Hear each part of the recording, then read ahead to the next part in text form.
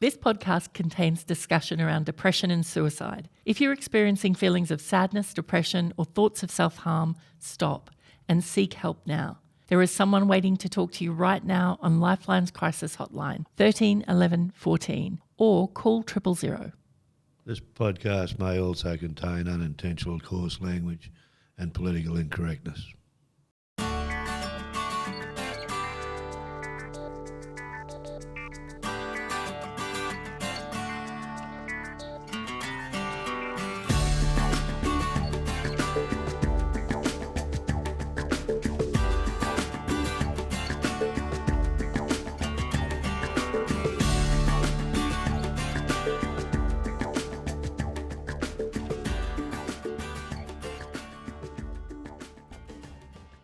Welcome to You Wouldn't Be Dead for Quids, the Augustella Fella podcast.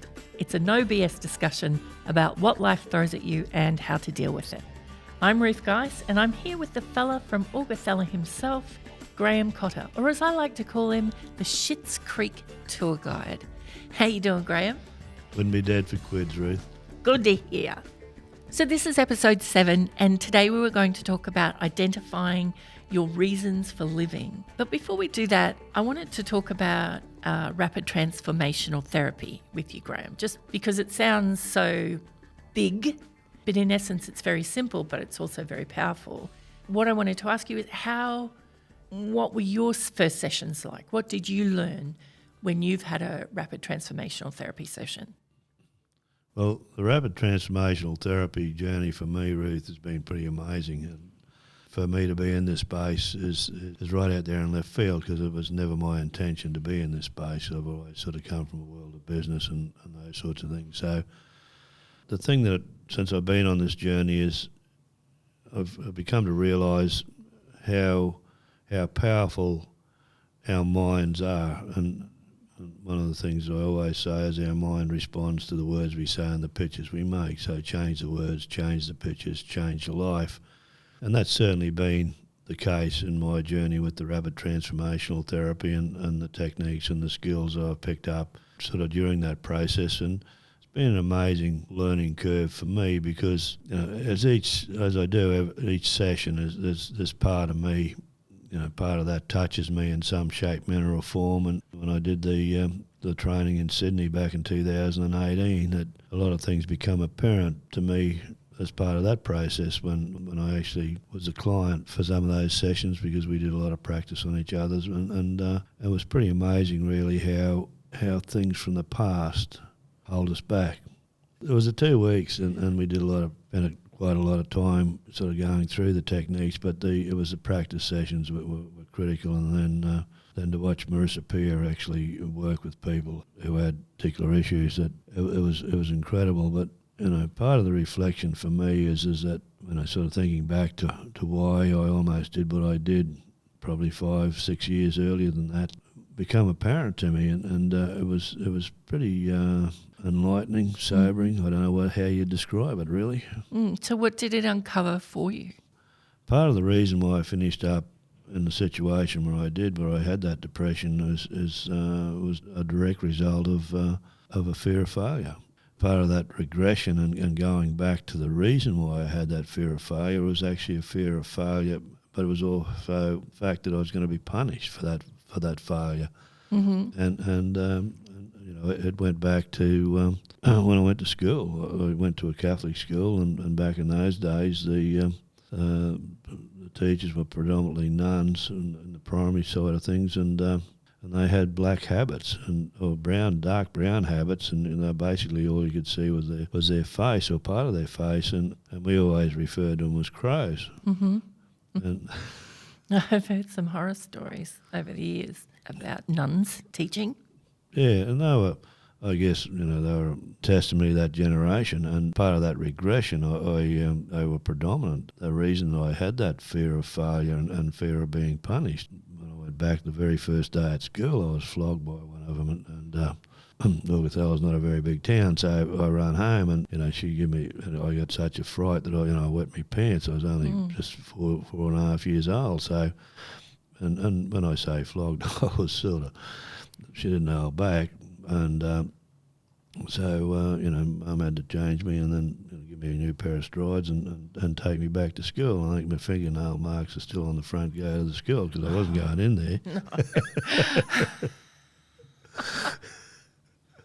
Oh, this little 4.5-year-old boy.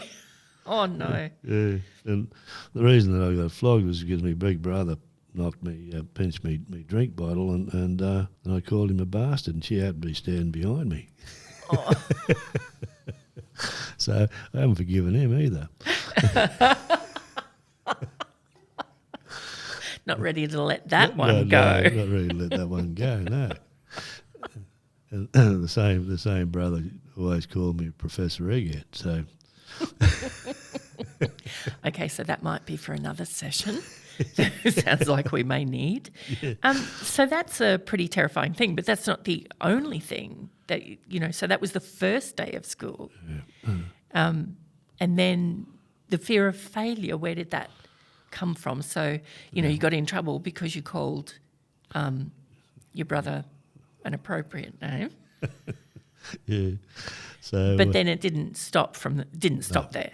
No, definitely not, Ruth. And back then I didn't realise, and no one else realised that I was just about blind because I a serious stigmatism and basically I could hardly see. And sort of back in those days, the Gorgatella wasn't a big place, so the school, the classroom was fairly tiny, and the old nun that was actually in charge of the grade 1s and 2s and what have you, she had a big long stick. She was a fairly elderly lady, and it could reach to the back desk, and if you didn't get it right, you got a crack across the knuckles with the stick.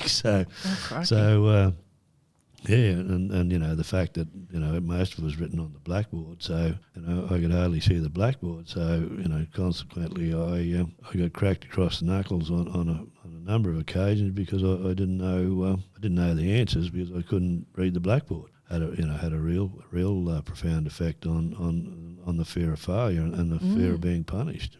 Yeah, understanding that fear of failure has. It started when you were 4.5 in that first 7 years of life, but it continued right throughout your life. That time, that experience, that occasion has impacted you for a good part of your life. Yeah, definitely, Ruth. A big chunk of my life, and I think most of us aren't aware.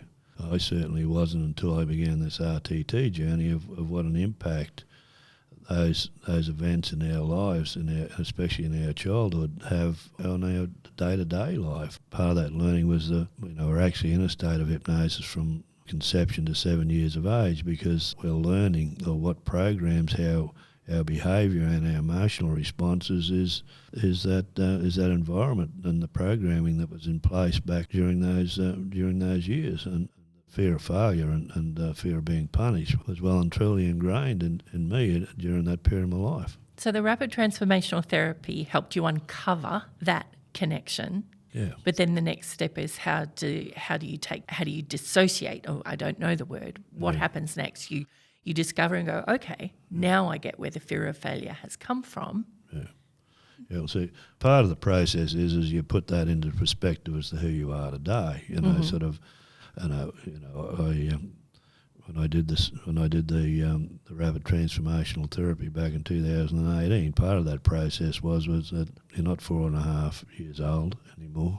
You're almost 60 years old, so you're not going to be bashed by the crows or whatever, so it puts that into perspective, and you can say, well, okay, I really need and can let that go, and that's part of the transformation. That transformation from that old programming that had been had a big part in your life, all of your life, up to that point. So it's uncovering that programming, and then reprogramming.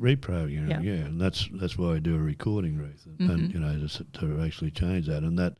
Just to elaborate on that session I did in Sydney back all those years ago, was the very next day. It was pretty amazing actually. We were in the middle of Sydney, and before we went into the training, there was sort of to stand out on the balcony overlooking Sydney Harbour or whatever, and all of a sudden this crow landed on the balcony, and I was leaning out. The next thing it became very raucous and very noisy actually, and everyone stopped. And when I turned around, it was like as if it was talking to me.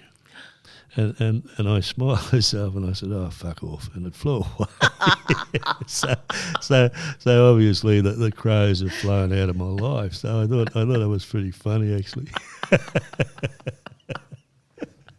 Oh, that's excellent. Thank you for sharing that, Graham. That's it's one of many amazing stories that you have about rapid transformational therapy, and I'll keep trying to get them out of you as we go through episode by episode. Today we wanted to talk about identifying your reasons for living. That's so critically important, Ruth, and unfortunately we sort of spend too much of our lives in the negative, and mindfulness is a very powerful tool to make you appreciate what you have, or making you that heightened level of awareness that mindfulness brings is, awareness of the good things in your life. It's very easy, and we get caught up in all the negative and what's wrong and all the rest of it. But when you stop and think, there's a lot of right there as well. So and we need to focus more on the right, not what's broken and not working. So identifying your reasons for living, I mean, how do you do that? It doesn't necessarily come to mind really quickly. When you've asked me, I'm like, I have to think. Like, how do you get people to focus on that? I guess, it's sometimes you need a shake-up in your life more often than not to actually really appreciate it. And, I've had cancer twice, and that's very sobering and makes you realise. And one of the things that was the thing that I call the ball buster when I reflected back on what I nearly did to myself back then when I nearly took my own life was I had so many reasons to be alive, and I realise that sort of when you're in that state of depression, sometimes you can't see that, but by the same token. Part of that strengthening your depression immune system would be to be aware or remind yourself on a regular basis the reasons that you do have for living. Like you always want to win the gold lotto. Well, when you swing your legs over the side of the bed and your feet hit the floor, and say, "Well, I've won the gold lotto. I'm here." So and I'm awake, it's a win. I'm awake, it's a win. So, and start your day off, just being more appreciative, and mindfulness is exactly that. It's being a heightened awareness of what's important to you as well. There's a lot more good.